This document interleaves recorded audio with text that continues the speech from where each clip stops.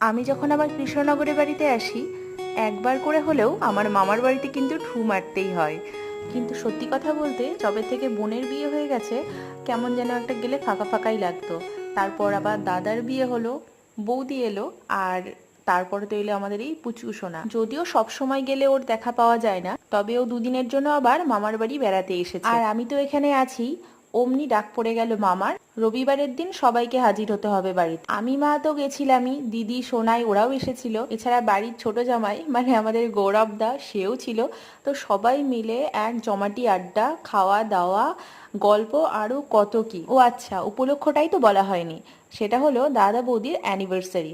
যদিও কয়েকদিন আগে হয়ে গেছে, তবুও সেলিব্রেশনটা কিন্তু আজকে হলো সবাই মিলে। আমাদের এই পুচকুলি গুলগুলির মাটাকে কিন্তু সারা দিন ধরে অনেক আদর করেছি। পুরো ভিডিওটা কিন্তু রিলেটেড ভিডিওতে দিয়ে দিচ্ছি, অবশ্যই দেখে নিও। Thank you for watching.